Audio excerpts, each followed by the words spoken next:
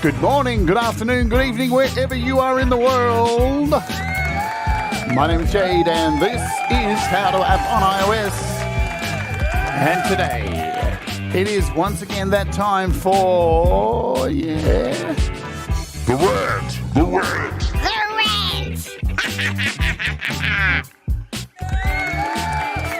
Back to the future. So kick back with me for the next hour. And we're going to talk turkey, have some music and fun. What about now? Hello, welcome to the show. It's Monday morning here in Australia, the start of a brand new week. Ready to go, Songtember week 3. How is your Songtember song going? Are you halfway there? You're a quarter of the way there? You finish your song? Let me know down in the comments, in the chat, folks, or in the comments if you're watching on the replay. Is it going good? It's going okay for me. So hit the like, do the share, do the subscribe, all that stuff. I'm Jade. There's my name. Don't wear it out. Want to welcome anybody who's a Wart Warrior. Thank you for supporting the channel. You can do so by clicking the link below the join button or the link to help you do so. It gets you custom emojis and helps support the channel and blah, blah, blah. It's Monday. I know it's Sunday for the most of you who are in the US and UK and outside of Australia, but it's Monday morning here.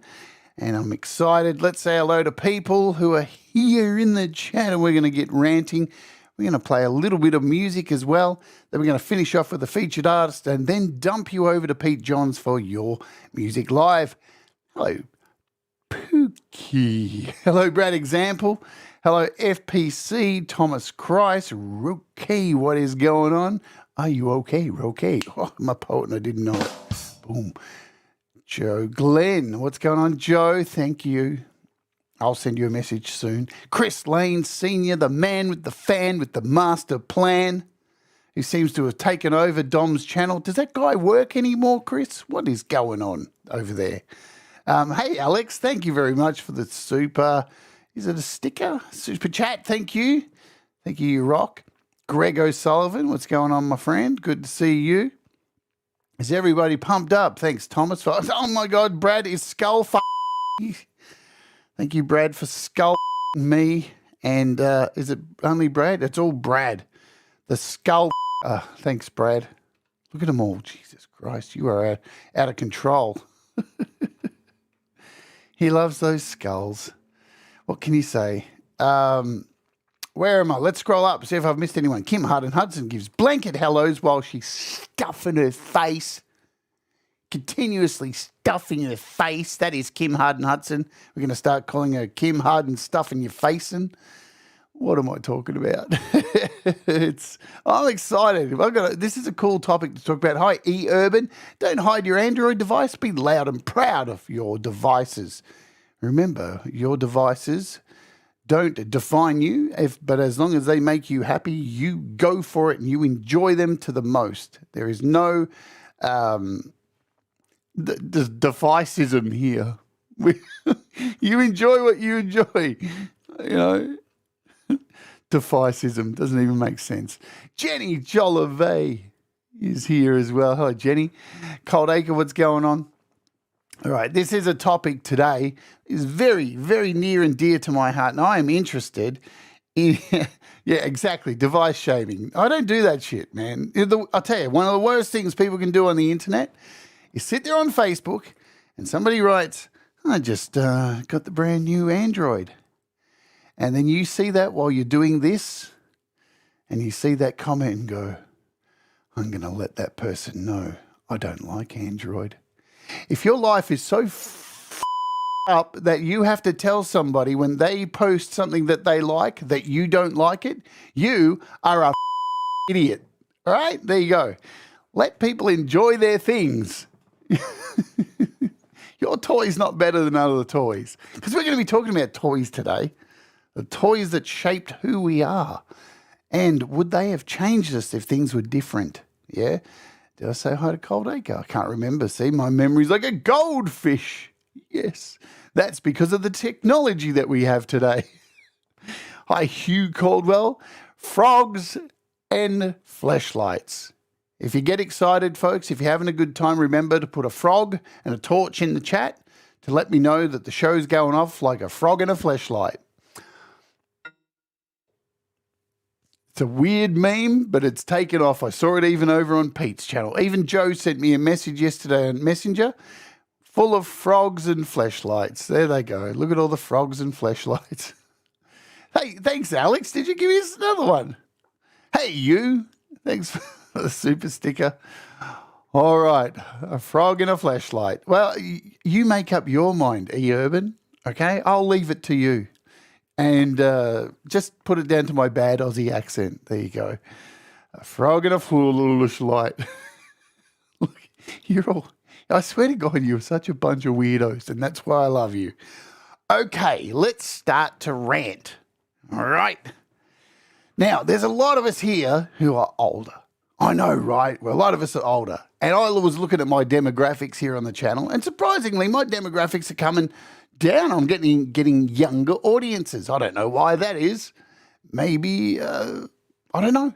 Maybe the younger crowd are starting to realise that these things that they're carrying around in their pockets, right, that they're constantly doing this to, nothing else, and telling everybody how depressed they are and anxious, can actually make music and do things and be more creative. Maybe that's the case. I hope so. If you're a younger person, you're watching this, why the bloody hell aren't you being more creative with this amazing technology that you have in your hand?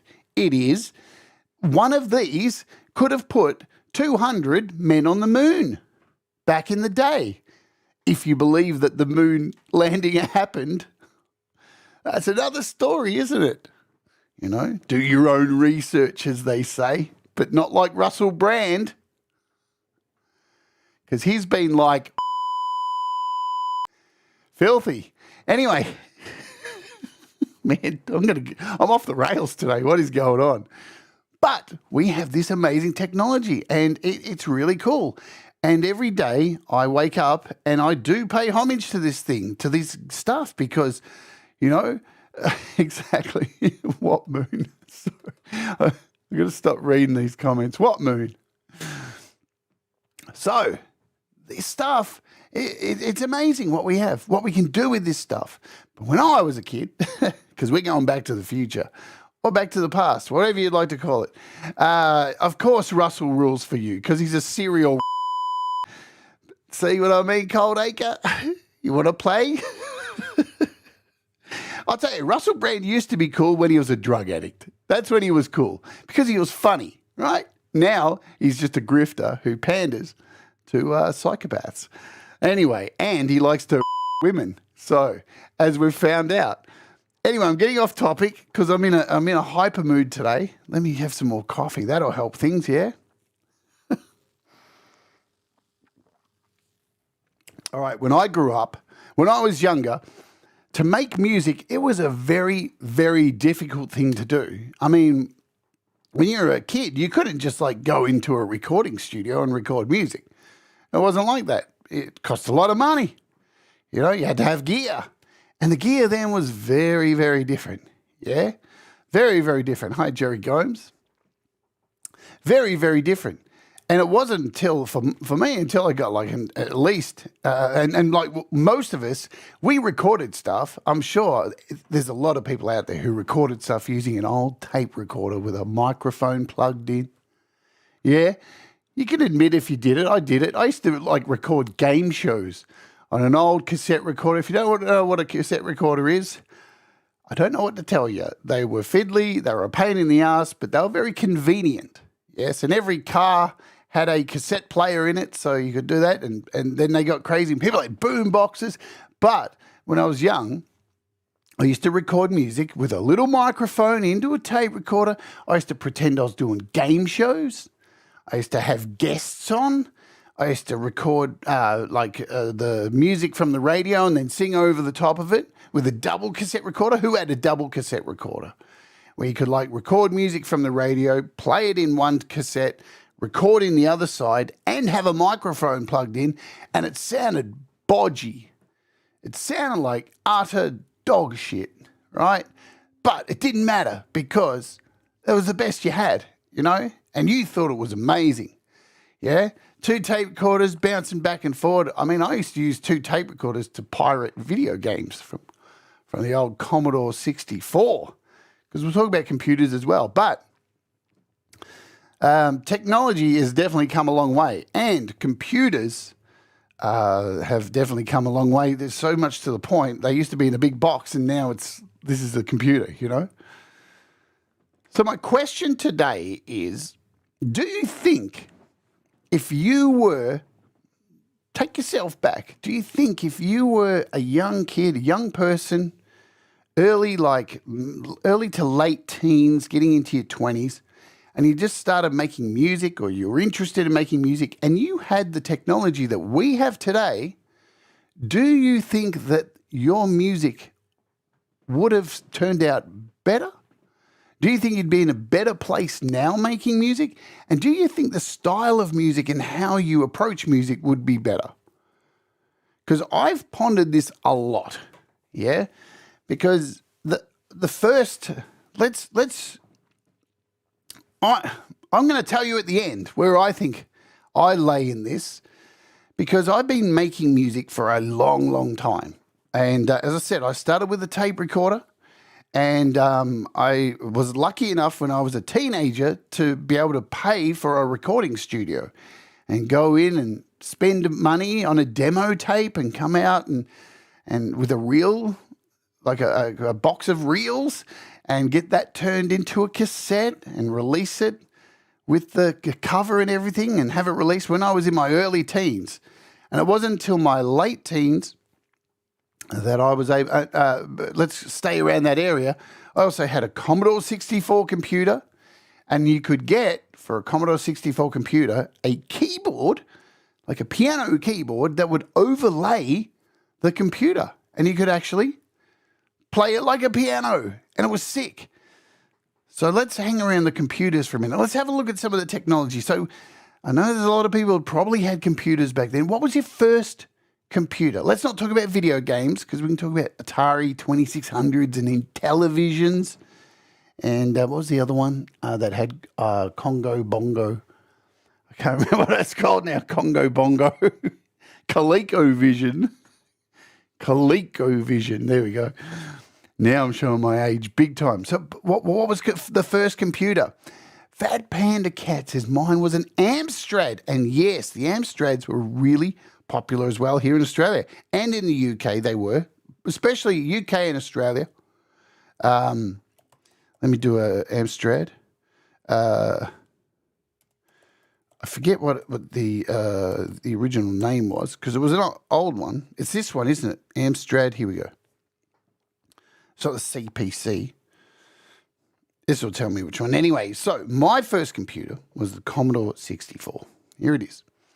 The Commodore, Greg, we had a Dick Smith. Oh, man, the TRS-80. The System 80 and a TRS-80 Model 1 clone. Wow. Man, that's going back. Yeah, that is. Damn. A Pentium 3. Yeah, 1995. That was the first computer I had that I actually recorded an album on by myself. What a great computer. It cost me thousands, man. I had to save up for that motherfucker. Jesus Christ. Cold Acre says an iMac G3 in 1999. Wow, late bloomer there, but you're a youngster, aren't you, still? First computer was a 486 Packard Bell, says Thomas Christ, with 4 megabytes of RAM. And weren't we excited back then? 4 megabytes. I could change the world with 4 megabytes. What is going on? Started on a Mac Plus, black and white with the whole 20 megs. Oh, 20 megs. Look at Chris Lane. Go you, good thing. Man, can you imagine the fan in that computer? Plus an aux drive with another 20 megs. 40 megs.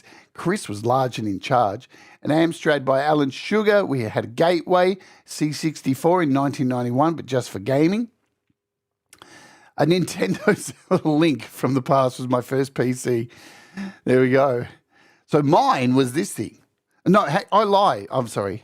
So I got this. I saved up my money to buy one of these. And the thing was about the Vic 20 was it didn't have it didn't have a long lifespan for me. So I bought it, and within not even a year, I needed something better. And I saved up my money by, get this, doing a paper round. Kids, I know, you have no idea what the fuck I'm talking about right now. A paper round.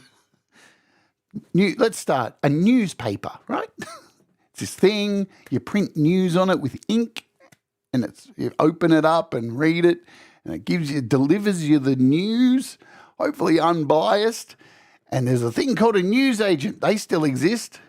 And you would get a job there as a kid with your little bike, and they'd put a sack over the front of your bike, and they'd put the papers in, and you'd have to ride around at sparrow fart o'clock in the morning and deliver newspapers to people's houses, because people wanted the news delivered to them by a child on a bike being paid slave labor wages of virtually nothing. Yeah? So I saved up all my money to get a Commodore VIC 20, right? And instantly got it and was like, wow, this really doesn't have a lot of good games on it. This sucks. This is terrible. And then I begged my parents to get me, yes, probably the most commonly known computer at that time was a Commodore 64. And this thing was a beast. This thing people are still making games for it. It's enduring. It totally is enduring. Even though Commodore went bankrupt, they were terribly mismanaged as a company. Shocking company. They had no idea where to go from the Commodore 64. They tried the 128. They tried the Amiga. The Amiga label got sold off from them. It's a very checkered history with Commodore. But this thing actually came with a piano keyboard that you could sit on top. And there it is. There's that flashing screen that most people would remember. Look at those graphics. Look at those graphics. Now, to me, that screen was everything. As a kid, and the first game I got with this was Ghostbusters. And I'll never forget it. I was so blown away by this game that every time you loaded the title screen, it actually spoke and went, Ghostbusters! I was like, holy shit, the computer's talking. The computer is talking to me. This is amazing. Who knew where we'd be today? Yeah. But this thing had the capabilities to make music. It was way beyond its time.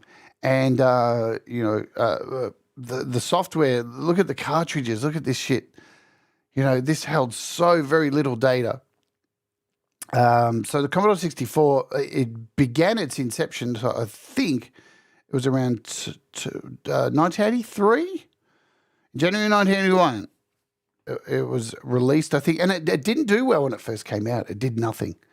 It virtually sat on the shelf. And then all of a sudden, a few games came out which really made it stand out, and people went crazy for it. But this was not the case always. In different countries, different computers were the go. Oops, and I don't want to go to my PayPal. This was a computer in the UK that was huge as well, the Sinclair ZX Spectrum.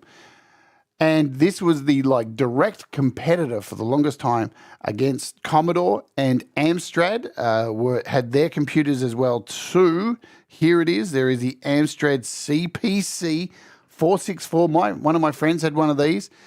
And the games were loaded, again, using a cassette for the most part. A cassette that we were recording our vocals on when we were young. So not only did we have, things were multi-usable. Cassettes were for listening to music. You could record music on them. You could put it in a computer and have games on them, and it made that awful sound that we all love.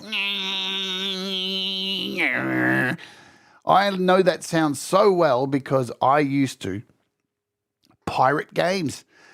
I was an inventive little piece of shit and used to use my double tape recorder to copy one game on the cassette to the other cassette and put multiple games on cassettes, and I sold them for $5 a pop at school to my friends. Yes, as a child, I was a pirate. Me hearties. The things you do to get money to be able to buy records, because that's where I went from here, was to buy records. I wanted to build my record collection. And, as a kid, paper round's not going to cover it. So you've got to be, exactly, Thomas, an entrepreneur and rip other children off with your pirated games. And I used to have to go to this house, this random house. Hang on a minute. I used to have to go to this random kid's house. It was Vietnamese. So a Vietnamese kid from school, and his mum had like a sewing room in the front, and there's always like heaps of women sewing clothes there. And I have to go there, and I'd have to pay him to get the games onto a cassette, multiple cassettes, and then I would take them home and make many copies of those games. And distribute them throughout my school. Yes, those are the days. I am a scoundrel. And hey, you had to do what you had to do to get where you needed to go when you were young, and you wanted to do the things that you wanted to do, and that was just the way it was. But one of my friends had the Amstrad, and we always used to pick on him. And Russ has a good point here. Don't forget, you have to do it at loud volume. You have to alter the volume when you're copying video game tapes to video. See, Russ is a pirate as well. You know he is. Look at him. Just look at him. You can tell he's a pirate. He's always been a criminal, Russ. But one of my friends had the Amstrad. We used to pile shit on him all the time. Just go, oh, man, I feel so bad for you. You always get the shit games that never look good and suck. But did I make music on this? Absolutely not. I was too busy around this time collecting music. Yeah? Look at this old thing. Look at this old Amstrad tape deck. Look at that. Hey, I bet that thing still works. No obsolescence with this shit. That's the other thing too. Obsolescence with gear. I mean, I had a Commodore 64. My Commodore 64, with all the games on it, I probably had like 15,000 games. I was a massive, same with PlayStation, I was a massive pirate. It is what it is. You live and learn. But this stuff lasted forever. They made this shit so like you got value out of it.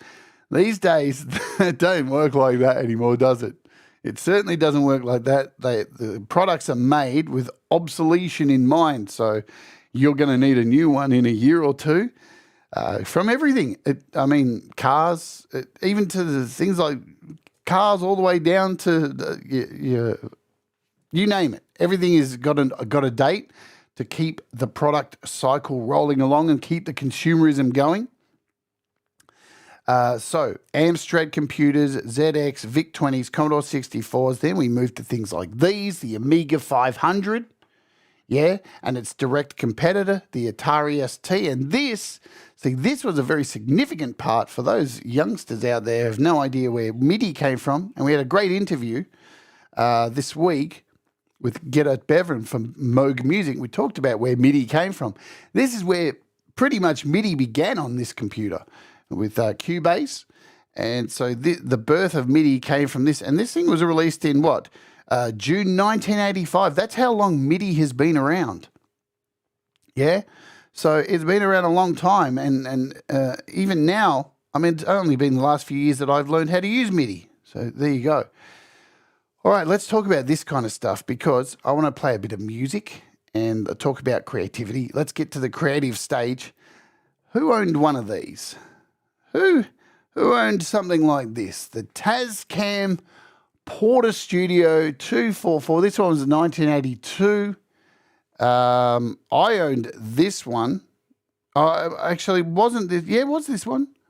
The Mark II 424 using cassette tapes.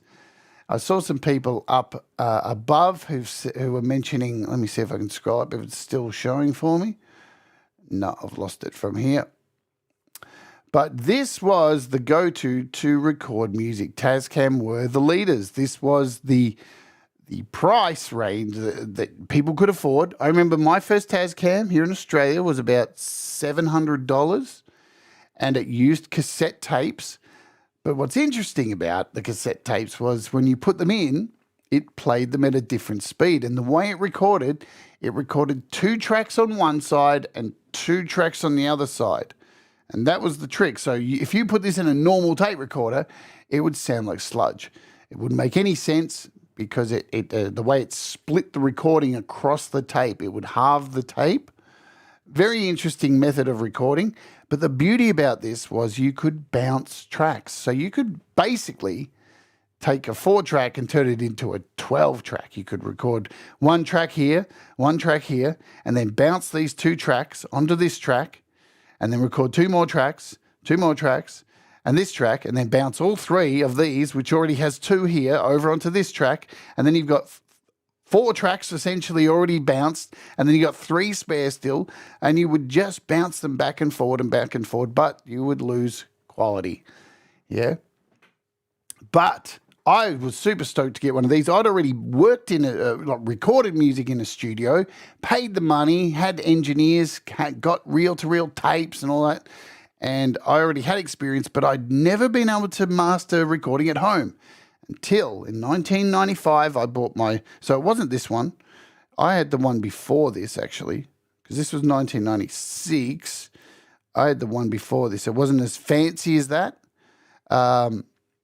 So in 1995, I got my first Tascam and recorded my first music.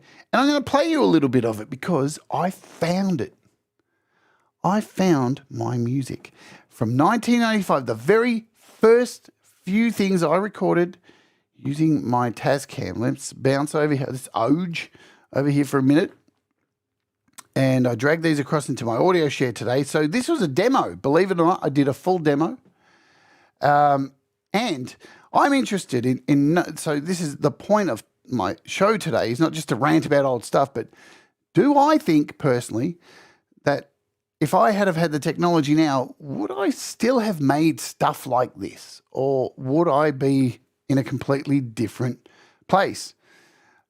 Chris Lane Sr., I am a hoarder and I have been homeless. I've lost the majority of cool stuff that I've owned in my life, but the one thing I still have is this bag that has all my cassettes, all my CDs, tapes, cutouts from interviews I've done over the years, gigs I've played. That is the one thing I'm glad I still have, and I have all this stuff. So let's bounce. We won't play all these songs, but let's listen to the quality of this shit. Let's play this one, Institution of Loss.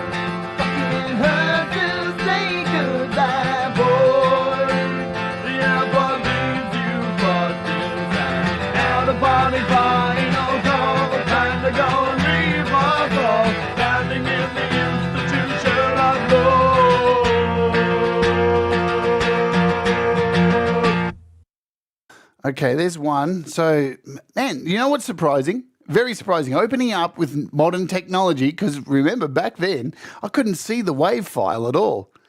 That's not too bad a mix. That's all right. I would be happy with that these days. Now, does it sound muddy? Absolutely. Those vocals are muddy as caca. Gross. Let's grab another one. Let's grab this one because it's really weird.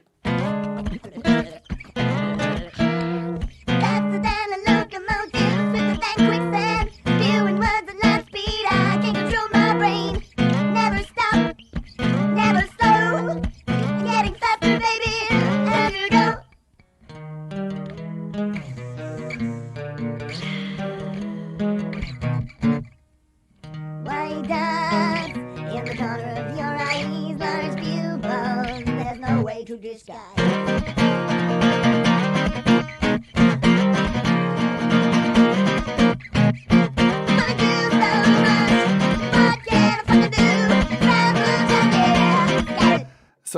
already I was messing around back then with weird speeding up the tape and making it strange and kind of stuff like that. So let's find this one. This one's Beautiful Girl. Oh, this one. Oh, let's hear this one. This was about my girlfriend at the time. Poor old Stephanie.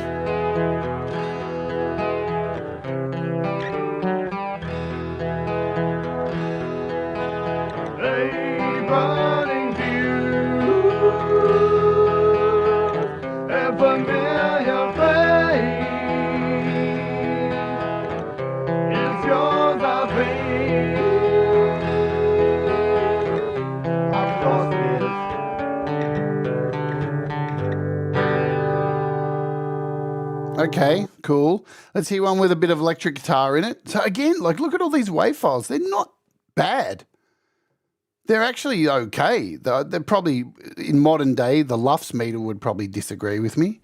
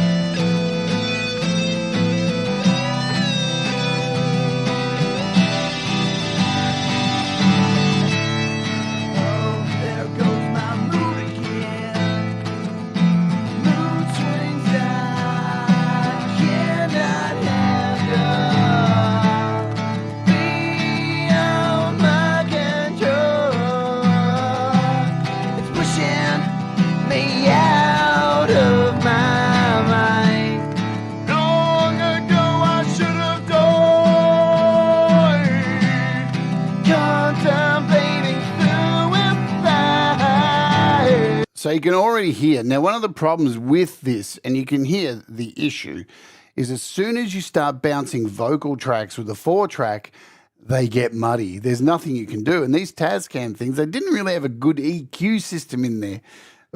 I'll play this. I won't play them all, of course, because I don't want to drag this into a show and tell thing. But this one I find funny because it is about smoking and the hypocrisy of the cigarette companies. And here I am, still smoking.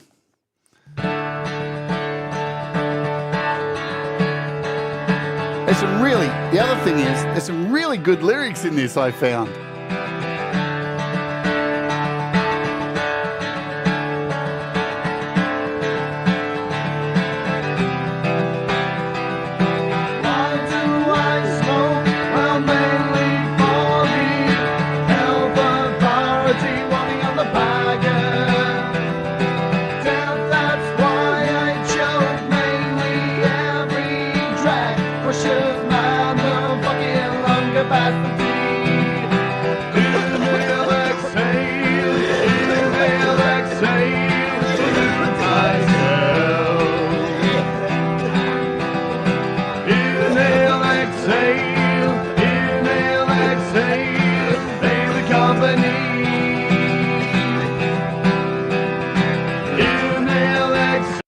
Okay, so maybe one more, Beautiful Girl. Let's play this.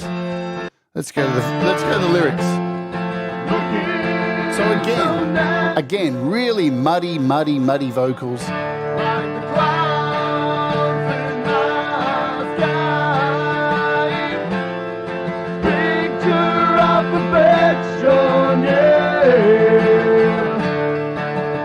Not mixed as well. You can see those vocals are very, and exactly what Roque says here, frequency stacking. That was the problem with this kind of gear. Am I happy with these songs though? As hearing them back right now, I remember them word for word. And yeah, there's a reason. So there is another reason why I'm doing this show today. So we're currently doing Songtember, where we are, hopefully you are, or if you're not involved in it, that's okay too. But Songtember, every year, we do this Song in a Month challenge of creating, recording and releasing a song or songs or whatever you want to do. But I've been trying to think about something to do for November. I know I'm going to rest a little bit, but I'm telling you now, this is what I have planned for November. Sorry, October. October. God, I'm already thinking of November. Help. I'm going to re-record all of these songs. I'm going to re-record every single one of them and release this on DistroKid, who are an amazing sponsor of this channel, if you didn't know. So, Rocktober is going to become Remembertober for me. And I'm going to get out the member berries and I'm going to, one by one, record all these because I think I can remember how to play them. I think I can recreate them. And I want to hear how they sound compared to using a 4-track to prove my point that, all right, I'm just going to say it now. From my standpoint, as a creator, for me personally, as how I make music, well, not how I make music, the style of music that I make. If I have had this technology back then, I would have still been making the same music. Clearly, my music hasn't changed too much. I'm still the same vocalist from back then. I still write very similar, and that too. And I still have a lot of quirky, weird stuff that I do and like to push boundaries. Even this demo here, for all the little ballads in there, there's the weird, crazy funk weird stuff. Like there's that hint of Zappa and all that stuff that I am into, Mr. Bungle and stuff.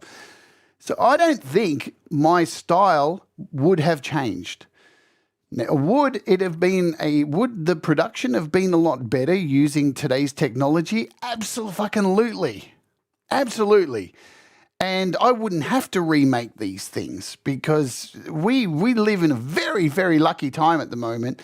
And but I'm going to get to another factor that you may be already thinking, but you haven't taken into account this. Today, with this technology that we have, a lot of people are overwhelmed and stuck in this social media rut, and anxiety is a big thing, and people can't seem to deal with each other as humans. There's so many more things that we're dealing with as a species that we weren't dealing with back then. Or maybe we were, but it wasn't as common because we weren't able to share it as much. It's like the old thing people say, oh, the weather's got increasingly bad. There's more earthquakes than there ever were before. But is there? Or is just we have the ability to understand that there's earthquakes happening because of our communication? See, we didn't have this level of communication that we have these days with these devices. So would I have been as anxious as what younger people are today? Would I have been as overwhelmed? Because there's a lot of youngsters who have this technology and they're using it to do fuck all. They're underusing this stuff. They're sitting around and swiping and it's the technology we have is being underused by a lot of people. Why is that? Why is that? Is it because of the social anxiety, the pressures that are going on, or are they just a bunch of lazy, ungrateful pieces of shit? I don't know. There's a lot of factors to take in, but I believe for myself that I would be making a very similar style of music. I was already making metal, and there is, if I look over here, I'm going to open this up too, because I found this entire folder here on one of my drives, which has all these songs back from ages ago and recorded on different recording devices. So the next Tascam I got another Tascam. It was one with a disc. So like a gig. I can't remember how much, 500, whatever the size discs they were. And I moved to using this. It was an 8-track. Was it a Fostex? I can't think of the name of it. See, I tried to before the show, and let's see, did things get better? Did my recording get better? Many of you may have heard this song, which is coming. This is an old song, which is going to be on my new album from many years ago. So let's see if this loads. It's probably going to be slow because it is what it is. OneDrive couldn't be played. Of course it couldn't be played. Let's see if I can download it, open it in another app. See if that works, if I'm still connected to the internet. But would recording for me have been easier? Absolutely, I think it would have been easier. So this was moving up from a Tascam to an actual disc. And instantly, I think you can hear the difference. Still very muddy. Into a crystal glass, blood seeps from eyes of sadness.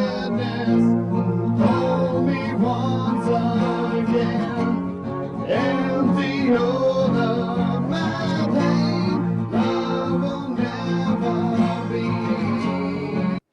So let me grab one more from here, because I know there's another one here I wanted to grab, and I didn't have time before the show.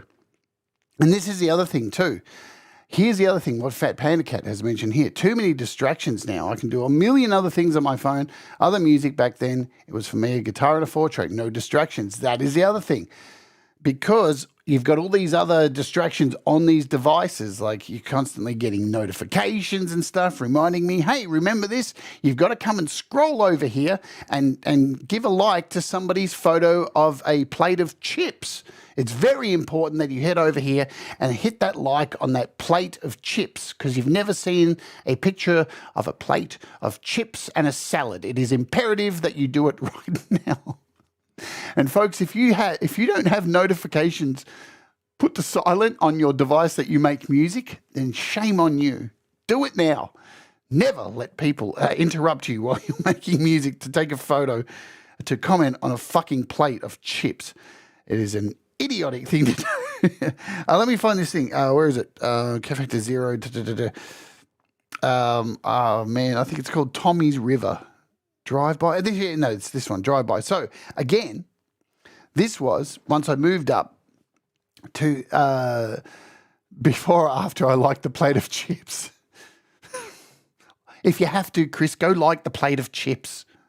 Get it done, son. This is such a morbid song I wrote too. This is about a kid who was found in a river dead. It's called Tommy's River. Man, nothing has changed for me, right? I would still probably get banned from YouTube for releasing this song these days.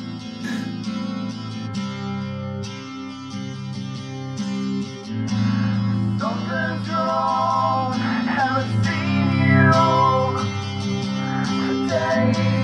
It's all so quiet and I'm lonely and I need to see your face. Drive by your home. Are you sleeping? Or just keep away? Actually, this isn't that. This is called Drive-By. So actually, this is even more creepy. This is about a girl who was ghosted you, so you start driving past her window every night to check up on her. Oh my God. But let me just be straight. I didn't own a car at this time. Okay? Just if you get any ideas, you think I'm a stalker or some kind of weirdo, I didn't own a car. All right? I did everything on foot. There we go. Bit late with the drum roll, but whatever. So, getting back to the point, I think the only thing that would have changed for me is the possibility of distractions, as was pointed out. Distraction would have been a thing that, yeah. And hello to Moby Pixel as well. Anyone else who I have missed, saying hello to Rockin' Pneumonia. Thank you all for hanging out on these shows and letting me rant and do this stuff. I hope you get something out of these shows. If you do, hit the like and all that stuff. But I don't think, no, it wasn't me, Jerry. It was somebody else. It wasn't me. It was the other three. So I don't think my style would have changed. I was always this messed up in the head. I always wanted to go against the grain making music. That was just me. But I do believe that, of course, the quality of what I was putting out would have been much, much better. Would it have been perfect, though? Absolutely not. I'd still be in the same boat that I'm in right now, looking back at that stuff going, fuck, that sucks. Because that is the way of creation. There is no perfection. And forever in a day, no matter how good you get, you will always look back on what you released last and go, I can do better. Yeah, and you will do better, because if you are a person who wants to get better, you will get better. And because you get better from experience. Nothing can buy you more skills than experience. I can sit here and give you tablature and tell you how to get more likes and all this bullshit. I can be like one of those YouTube channels out there that says, want to get 1,000 subscribers in a day? Trust me, I'm a YouTube channel that offers nothing else except how to get 1,000 subscribers per day, but I actually have no other content except telling you how to get 1,000 subscribers in that loop. But nothing will get you further than experience. So, in my opinion, experience is always the way to get better and better and better. And yeah, I just would have had better sounding stuff. And who knows, by now it probably would have sounded incredible. But what do you think?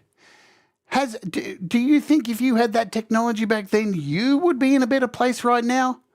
Or, you know, and there's other factors too, like a lot of us, all the people I've interviewed most of their stories start with, I wanted to make music when I was young, then I got married, then I had a job, and then I didn't make music, and now I'm doing it now. So there's those factors too. But do you think as an artist, and you had this technology, you would be making better music now? Would your style of music be different, do you think? The output of what you make, your creativity, would it be different for you? I'd have made the same music, but more of it. That is a good point too, because, man, when you're younger, see, there are more factors, of course, to take into it. Let me finish this. The workflow of digital is so much easier and quicker. Yes, absolutely. But we had other things going on too in our brains, chasing the opposite sex or the same sex, you know, to get a bit of, you know, a bit of frog and a fleshlight. School, we had all that kind of stuff. We had bullies. We had all this other stuff to deal with, which people still have to deal with today. You know, what are we going to do for a career? All that kind of stuff. So it is hard to say, but, you know, put on your imaginary hat and think back. Jerry Gomes says, I think I would be writing the same music, but be better on the technical side. Jenny says, I'm answering for Ron, because that's what I always do. I'm joking. If I had the technology in the 80s that I have now, I would have taken music more seriously and probably would have tried to do something professionally. I would still be rubbish at it, says Hugh. Hugh, you are a wanker. Put yourself in the corner and go directly past go and collect $200. When doing music, turn off Wi-Fi. You don't have to go that far. You just do not disturb, mate. That's all right. You can stay connected, just in case you need to download something for your song or, you know. Thomas says, my music wouldn't have changed much stylistically. Exactly. Well, you can go back and check out Thomas Christ and go through his albums on Bandcamp. What is it? thomaschrist.bandcamp.com, and see all of Thomas's 18 albums that he's released over his lifetime. And if anything, you'll notice Thomas has stayed utterly true to his style.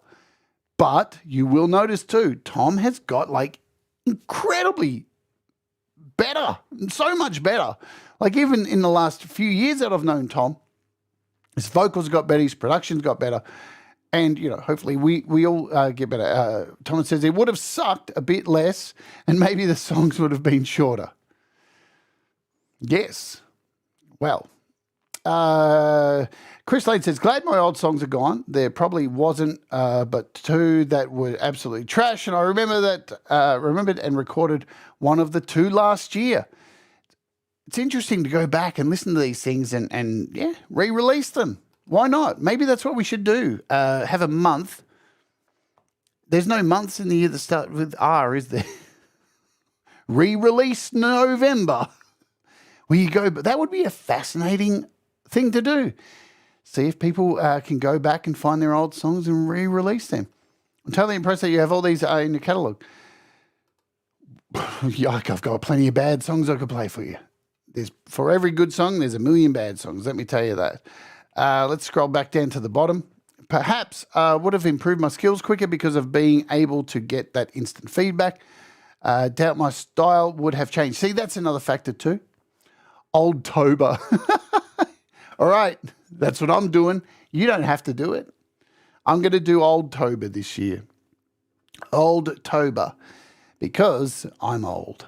Hey, Jamie, what's going on? Jamie, do you have Jamie, do you think if you had the technology that you have today that your music would be different? You're a seasoned musician who's played with many big artists. You're a session musician. Do you think if you had an iPad back when you were younger that you would be any different than what you are today stylistically and skill level? Barry Glenn says, I don't know if I would have been recording music, but I would have probably been a better musician if I had the internet and all the great musicians there are to follow. See, but you've been making music for a long, long time, Barry Glenn and Joe. You know, pen, paper, and what's in your head is the fastest, though. I could never have recorded as much as I was writing. Ron's style would probably be pretty similar, and his band did not agree with his style. I had that trouble too, finding people who liked what I was into.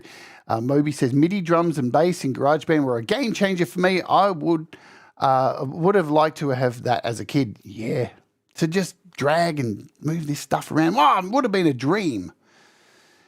Look, in a perfect world, to have all this stuff just on a device without all the other distractions, yes. Do you think the iPad would have sold as good if it wasn't, like the iPhone and the iPad would sell even better if it didn't have all the bullshit around it, like the social media, if it just was sold as a device that you made music on and all the apps on it were just music? Interesting thought to ponder. I would like it because that's all I bloody use it for, you know? The financial cost for making music is way lower now as well. Get a phone on a plan on your way. 4 tracks. Looked like they were cheap, but $200 might have been $2 million back then. Yeah, prices are way different for all this stuff back then. It's hard for me to comment as a music technology tinkerer. I would always be doing any music without it. That's Greg O'Sullivan. Jamie says, yes, I think I would have progressed much more quickly with the recording side of things. Have I missed anyone? We're doing much older October, old Tober. Man, I like Old Tober. You can get into it if you want. I'm not going to make it a thing, but I'm going to re-release these songs. I think it'll be fun. And it shouldn't take too long to do.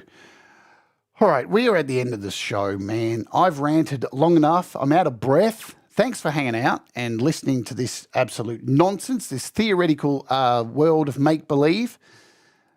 But let me say this, lastly. I am incredibly grateful for a lot of the technology that we have had throughout the years. Even though back then it seemed a whole lot harder to make music and do things, man, I have been dazzled by technology my whole life. From the first time we got a Commodore 64 to the first time I got an Atari 2600, sat there actually playing Space Invaders in my lounge room on my TV. From the first time I saw a movie, which my dad pirated for my birthday, Return of the Jedi, before it was out in the cinema. I come from a family of pirates, right? From the phones and the iPads that we have now, from even going into recording studios and learning all this stuff, just the amount of technology that we have is just fucking incredible. And every day I look around at this desk here and all this stuff, and I am utterly thankful for what I have. And I know I underuse it completely. I mean, look, even over here, over on this side, there's more of the crap. I've got way too much for what I need. And it sometimes is very overwhelming. But I'm just blown away by it. And, you know, I love the fact that I can get up every day and walk into a room and just make something when I want to. And it's incredible. And if you're not making music and you've got an iPhone or iPad and you love making music, get at it. Do it. Just drop something. Just release it. Just put it out. Just do it. Get into it. Make a start. Yeah? And enjoy yourself because we live in the future. It is clear, Joe. It's much better than what it was. Joe, listen.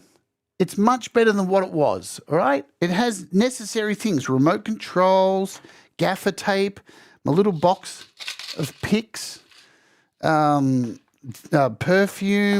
some Gaviscon. It's got all the important things. Toilet paper for when I get a blood nose. Lay off, Joe.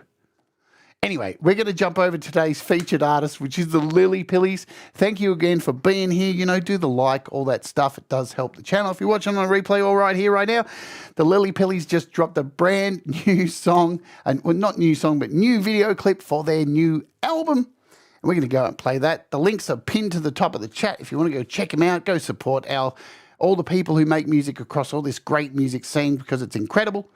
And the song is, let me get it up here on my screen. It is Days of Sin. It's about prostitution, something I know a lot about. No, I've not paid for it, but I've done it. Anyway, let's get into it. This is the Lily Pillies, Days of Sin. I'll be dumping you straight over to Pete Johns for Your Music Live, where he's playing your tunes for the next 2 hours. Boom. Do the things that make you happy. Mistakes make you better. And we will all rise together. The Lily Pillies. Let's go.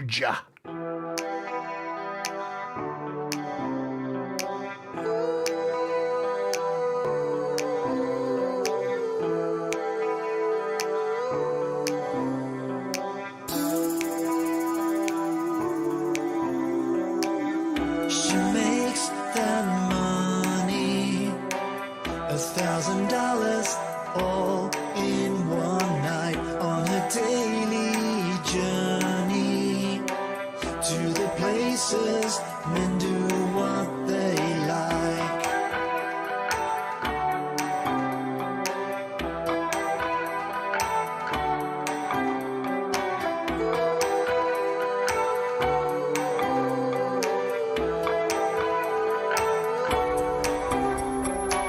What's your latest fantasy? She can show you, now's the time to choose. She'll dance and make you happy. You can pay cash, your credit card won't do. No place to end, just somewhere to start. When our feelings can be torn apart. Dance the way it makes him happy. Talk like original singers do. Tell all the words you wanna tell him.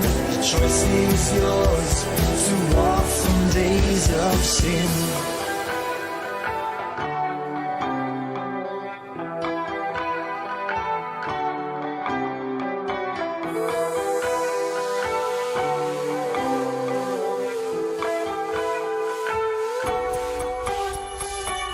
Now her time is money, $1,000 all in one night. She looks so pretty for the men who want to fantasize. And there's no limits, there's no time to fade.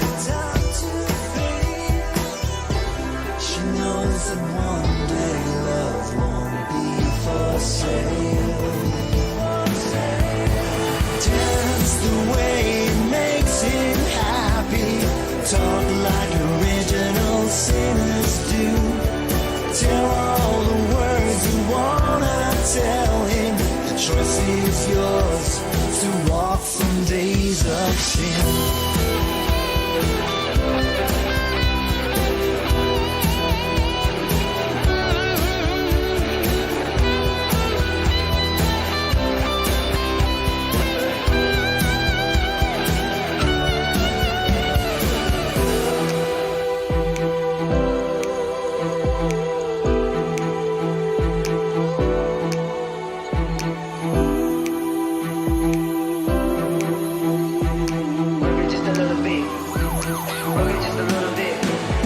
Dance the way it makes him happy. Talk like original sinners do. Tell all the words you wanna tell him. The choice is yours to walk from days of sin.